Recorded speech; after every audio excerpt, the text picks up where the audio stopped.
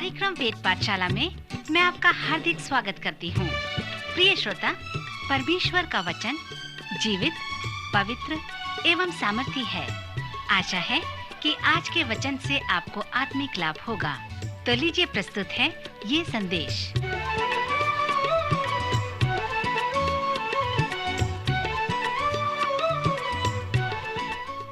नमस्कार श्रोता मित्र, वेद पाठशाला की अगली कक्षा में आपका स्वागत है।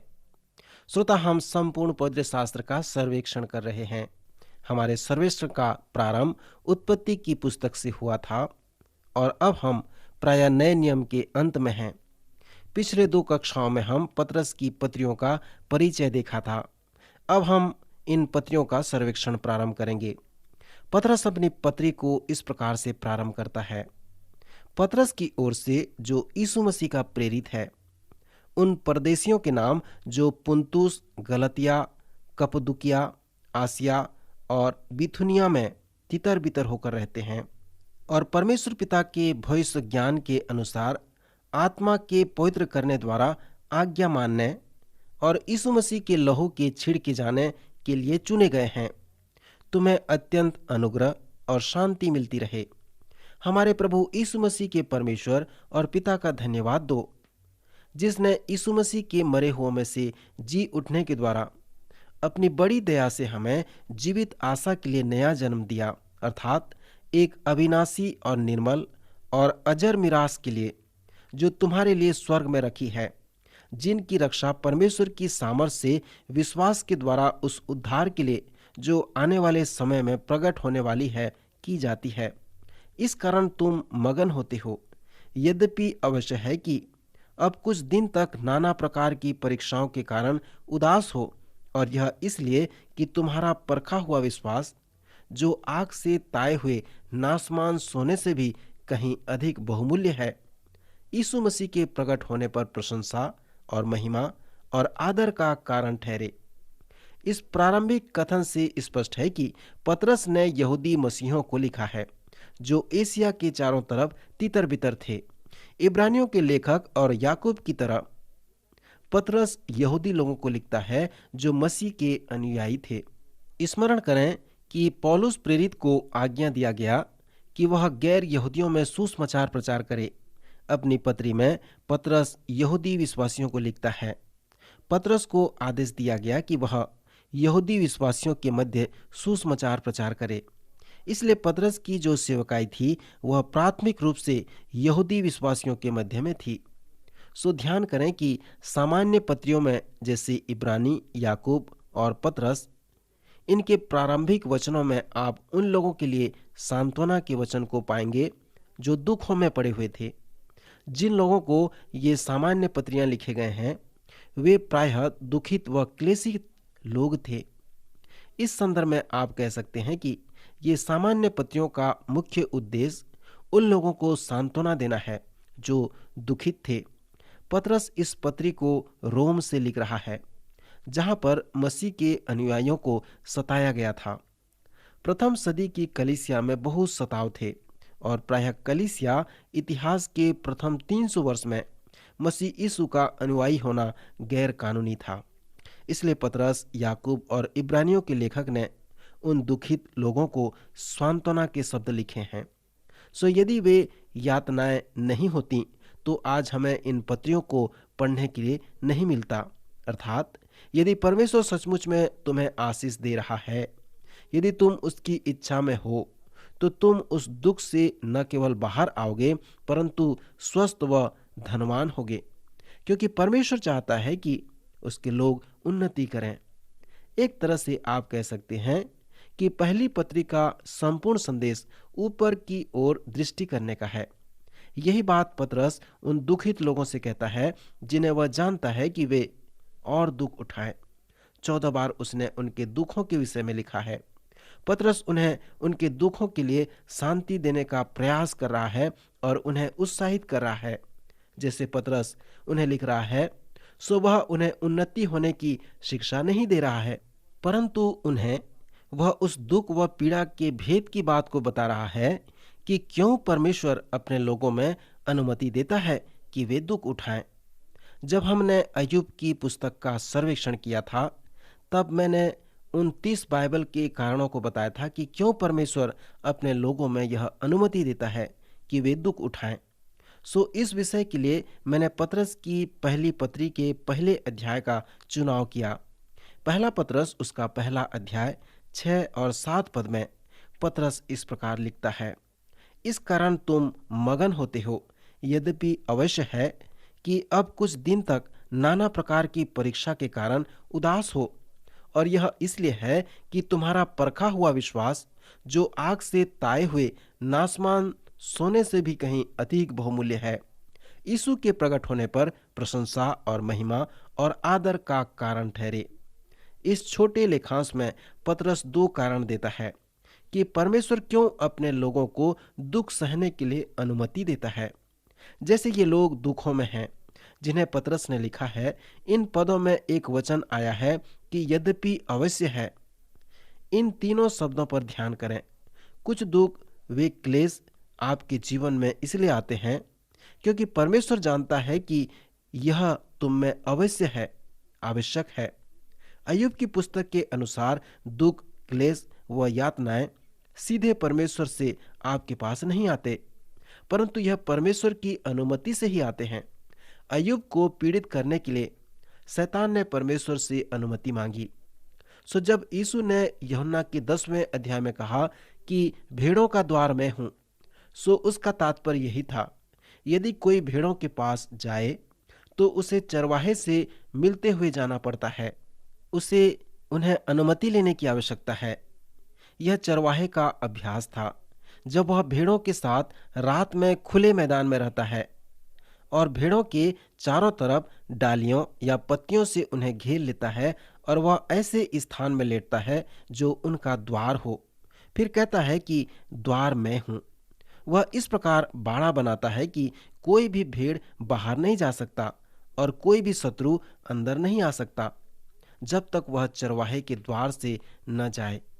ये सुंदर रूपकात्मक विषय हमें बताता है कि जब तक कोई चरवाहे के द्वार के पास न आए, आपको कोई समस्या नहीं होगी।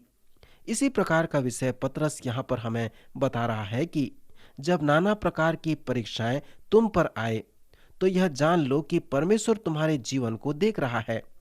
जब वह अनुमति देता है, तभी परीक्षाएं तुम पर आते हैं। दुख के विषय अगली बात पतरस कहता है कि यह कुछ दिन तक है या अल्पकालीन है। कुछ प्रकार की समस्याएं हैं, हमेशा हमेशा के लिए नहीं होती।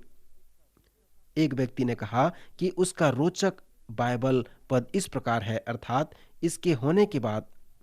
पतरस के अनुसार दुख व यातना का यह अच्छा उदाहरण है। फिर पतरस उन्हें उनके विश्वास के विषय में लिखता है कि तुम्हारा परखा हुआ विश्वास, जो आग से ताए हुए नासमान सोने से भी कहीं बहुमूल्य है, अर्थात परमेश्वर ऐसी बातों को तुम्हारे जीवन में आने की अनुमति देगा जिससे तुम्हारा विश्वास शुद्ध होगा, पक्का होगा और तुम्हारा आत्मिक जीवन बढ़ता जाएगा।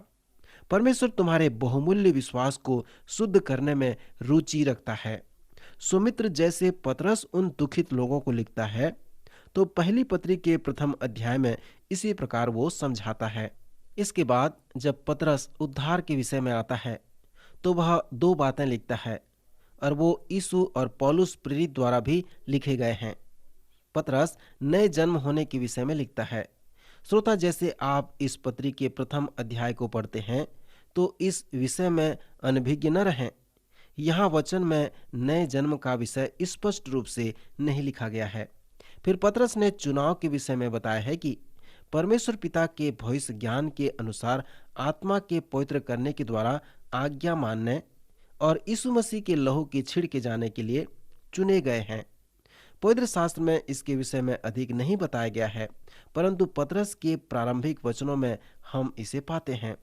जब पतरस उद्धार के विषय में आता है, तो वह लिखता है, इस उद्धार के विषय में उन भविष्यवक्ताओं ने बहुत जांच पड़ताल की। वे इसके विषय में पूर्ण रूप से नहीं समझते।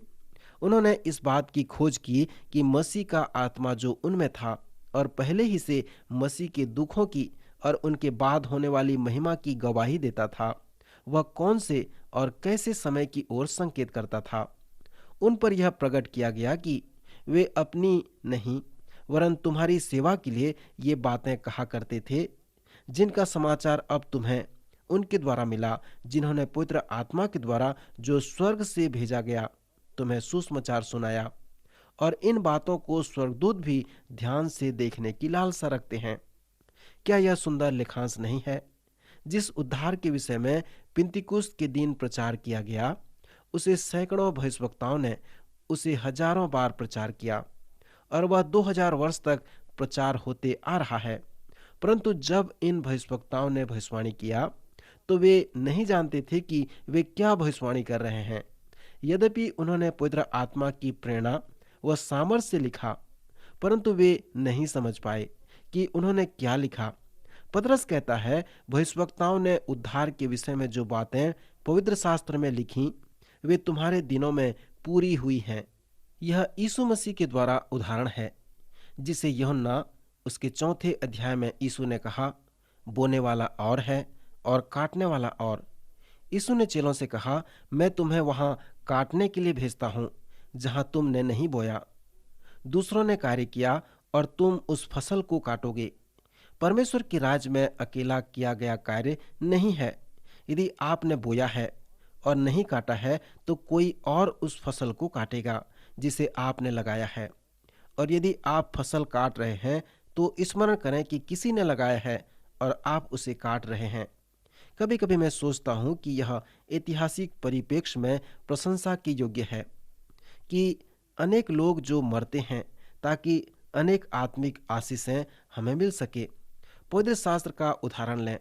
जब हमने इसे अध्ययन का प्रारंभ किया था, हमने इसका परिचय दिया और कुछ बातें बताया कि कैसे पवित्र शास्त्र को एक साथ रखा गया है। सो जब हम उद्धार के विषय में ऐतिहासिक महत्व को देखते हैं तो पतरस हमें स्मरण दिलाता है कि हम हरेक लोग ऋणी हैं।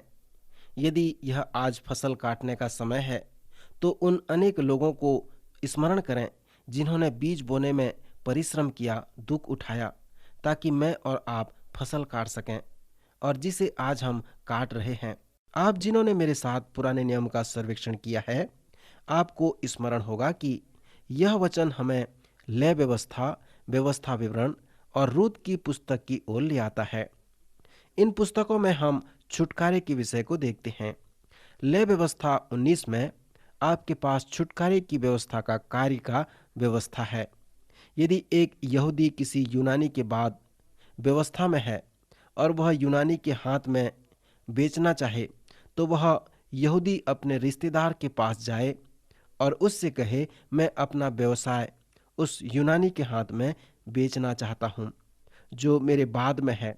सो मैं चाहता हूँ कि आप मेरे छुटकारा दिलाने वाले रिश्तेदार बन जाएं। उस व्यापार को छुड़ा लेना जिसे मैं उस यूनानी के हाथ में बेचने जा रहा हूँ। यदि वह इस प्रकार कर सकता है तो वह उस व्यवसाय को फिर से खरीद लेगा जो बिक गया है और वह रिश्तेदार छुटकारा दिलाने वाला कहलाएगा। फिर व्यवस्था विवरण में छुटकारे का पारिवारिक नियम है। रूत के जैसे जो एक गैर यहूदी महिला थी, एक यहूदी से विवाह की थी और बिना बच्चे के उस यहूदी की मृत्यु हो गई थी, तो वह स्त्री अपने पति के भाइयों में से अच्छे भाई के पास जाए और उससे कहे, मैं चाहती हूँ कि तू मेरे छुटकारा दिलाने वाला रिश्तेदार बन, क्योंकि जब मैं तुम्हारे भाई से विवाह की थी तो मैं परमेश्वर के परिवार में थी, पर अब उसकी मृत्यु हो गई है। सो मैं चाहती हूँ कि आप मुझे खरीद लें, उस कर्जे को पटा दें और मुझसे विवाह करके मुझे परमेश्वर के परिवार में ले लें। सो यदि वह व्यक्ति ऐसा करता है तो वह रिश्तेदार का छुटकारा दिलाने वाला कहलाता है। छुटकारे के विषय में हम व्यवसायिक रूप में और पारिवारिक नियम में रूपों को देखते हैं। फिर भी जब आप नए नियम में आते हैं तो पतरस हमसे कहता है कि यीशु जब क्रूस पर मरा तो उसने हमारे लिए क्या किया। फिर वह कहता है, यीशु हमारा छुटकारा दिलाने वाला है। वह हमें परमेश्वर के पास वापस ले आया। अपने मृत्यु के द्वारा यीशु हमें वापस ले आया और अपने पुनरुत्थान के द्वारा अपने साथ संबंध बनाने के लिए हमें वापस ला सकता है। जिस प्रकार बोअज ने रूत के साथ किया। सो पहले अध्याय में पतरस छुटकारे के विषय को इसी प्रकार प्रस्तुत करता है।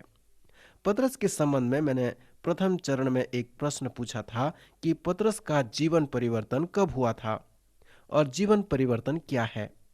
इस संबंध में पतरस ने पहले अध्याय में सुंदर वृतांत दिया है, जिसे हम नए जन्म का प्रक्रिया कह सकते हैं। सो यह प्रक्रिया किस प्रकार होता है? अनेक लोग जब अपने नए जन्म के अनुभव को देखते हैं तो वे अनुदर्शन का अनुभव करते हैं।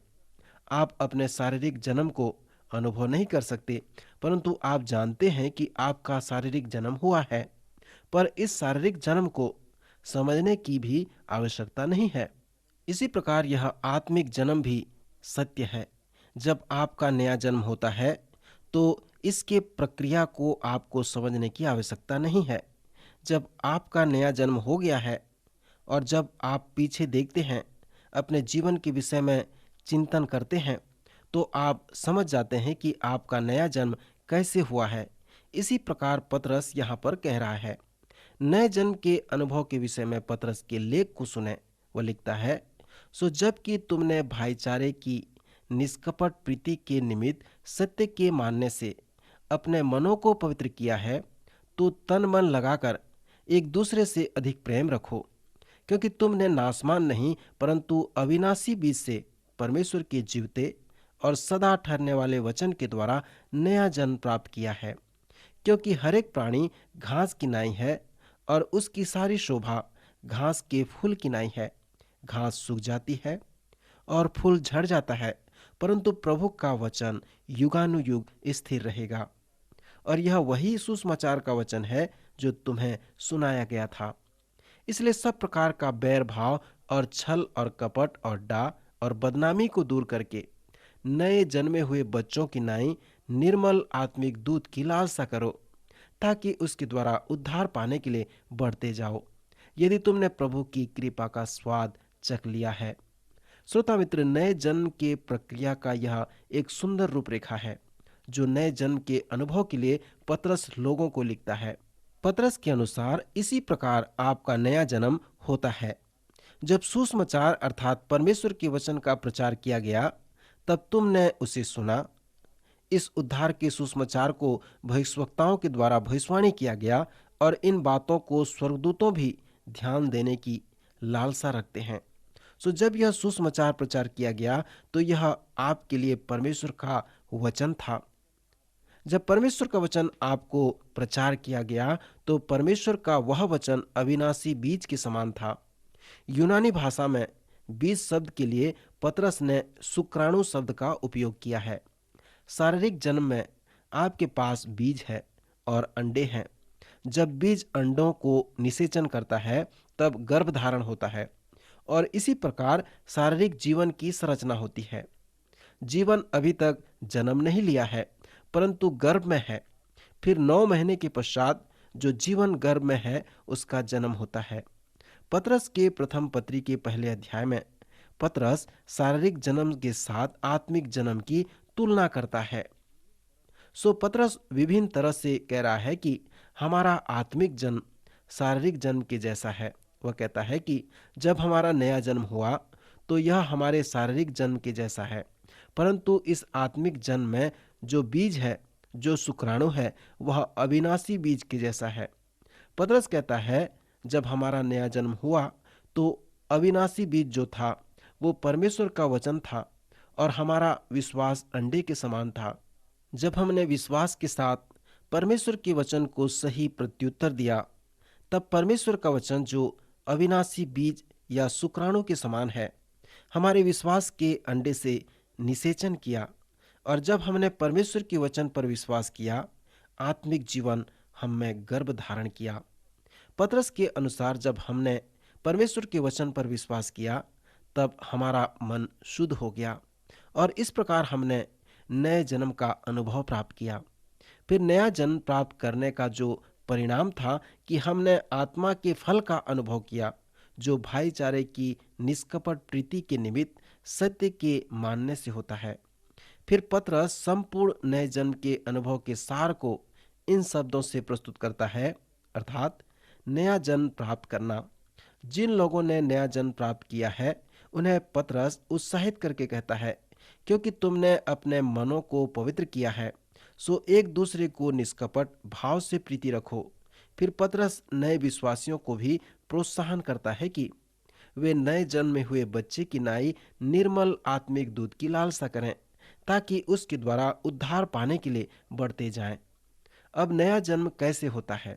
यीशु ने हमें चेतावनी दी है कि नया जन्म वायु के समान है। यीशु के अनुसार आप बता नहीं पाएंगे कि यह किधर से आता है और कहाँ को जाता है। सो प्रत्येक जो आत्मा से जन्म लेता है, यीशु के अनुसार, जब यीशु इन वचनों को यूहन्ना के 3 अध्याय में कहा, तो उसने हमसे कहा है कि नए जन्म के लिए कोई वास्तविक तरीका नहीं है। फिर भी मैं सोचता हूँ कि पतरस हमें नए जन्म की प्रक्रिया के विषय में कुछ शिक्षा दे रहा है। पतरस कहता है कि यदि तुमने प्रभु की कृपा का स्वाद चख लिया है, तो नए जन्मे हुए बच्चों की नाई निर्मल आत्मिक दूध की लालसा करो। उस बच्चे को बताने की आवश्यकता नहीं है कि चुचुक क्या है, परंतु वह बच्चा उसके पास जाएगा और बड़ी लालसा के साथ दूध पिएगा। पतरस कहता है कि उसी तरह तुम्हें भी परमेश्वर के वचन के लिए भूखे व प्यासे होना है। क्योंकि आपका नया जन्म हुआ है, तो आपको आत्मिक भोजन की आवश्यकता है, और परमेश्वर का वचन ही वो आत्मिक भोजन है जिसके द्वारा आप उद्धार पाने के लिए बढ़ते जाते हैं। फिर से मैं प्रश्न पूछना चाहता हूँ कि क्या आपका नया जन्म हो गया है? पवित्र शास्त्र लोगों के आत्मिक मृत्यु के विषय में बातें करता है। पौलुस प्रेरित कहता है, जब लोग पाप में जीवन व्यतीत करते हैं तो वे जीवित रहकर भी आत्मिक रूप से मरे हुए हैं। इफिसियों की पत्री उसका 2 अध्याय पहले वचन में हम पढ़ते हैं, उसने तुम्हें जिलाया जो अपने अपराधों और पापों के कारण मरे हुए थे। यह संभव है कि मनुष्य शारीरिक रूप से जीवित दिख सकता है, पर आत्मिक रूप से वह मरा हुआ होता है। नए जन्म के विषय में हम ये भी पढ़ते हैं कि यदि कोई मसीह में है तो वह नई सृष्टि है, पुरानी बातें बीत गईं, देखो सब नई हो गईं। सो पतरस कहता है कि जैसे हम परमेश्वर के वचन में आते हैं, अपने प्राण को, मन को शुद्ध व पवित्र करते हैं। परमेश्वर का वचन हमें अगुवाई करता है। यह 9 महीने भी हो सकता है और 9 सेकंड में भी हो सकता है, या 9 वर्ष भी लग सकते हैं। कुछ लोग तुरंत वचन पर प्रतीति करते हैं और नए जन्म के अनुभव को प्राप्त करते हैं। फिर 2 अध्याय में पतरस परमेश्वर के लोगों से कहता है कि तुम एक चुना हुआ वंश और राजपदधारी, याजकों का समाज और पवित्र लोग और परमेश्वर की निज प्रजा हो, इसलिए कि जिसने तुम्हें अंधकार में से अपनी अद्भुत ज्योति में बुलाया है, उसके गुणों को प्रकट करो। तुम पहले कुछ भी नहीं थे, पर अब परमेश्वर की प्रजा हो। तुम पर दया नहीं हुई थी, पर अब तुम पर दया हुई है। हे प्रियो, मैं तुमसे विनती करता हूँ कि तुम अपने आप को परदेसी और यात्री जानकर उन सांसारिक अभिलाषाओं से जो आत्मा से युद्ध करती हैं बचे रहो। पुराने नियम में परमेश्वर चाहता था कि वह उनका परमेश्वर हो, परंतु लोगों ने परमेश्वर की योजना को नहीं चाहा। सो परमेश्वर ने उन्हें राजा दिया और फिर वे बंधुआई में चले गए।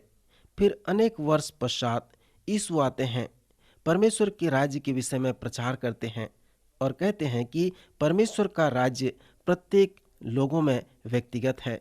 जो अपने आप को उसके हाथ समर्पित करेगा, वह उन्हें राजा बनाएगा। पतरस लिखता है कि तुम पवित्र लोग हो। जब हम 2 पतरस पढ़ेंगे तब हम इसके विषय में देखेंगे। फिर पतरस के अनुसार वे सब राजपदधारी याजकों का समाज हैं। फिर पतरस उन्हें चुना हुआ वंश कहता है। तुम इस पृथ्वी के नहीं हो, तुम चुने हुए हो, पवित्र लोग हो। मित्र, मैं आपसे प्रश्न पूछता हूँ कि क्या आपका नया जन्म हो गया है? क्या आप पवित्र लोगों में से, चुने हुए लोगों में से एक भाग हैं? मैं आप पर भरोसा रखता हूँ। कृपया अगले कार्यक्रम में भाग अवश्य लें। प्रभु आज आपको आशीष दे।